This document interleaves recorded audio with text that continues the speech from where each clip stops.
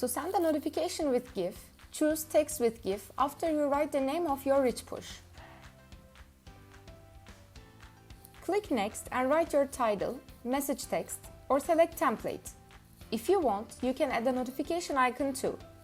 Also here, you can add your GIF link or search a keyword and let tenor GIFs will find the right GIF for you.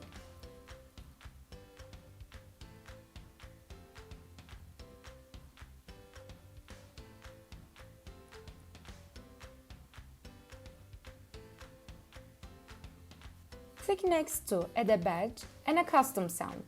Also, you can add a call to action button too.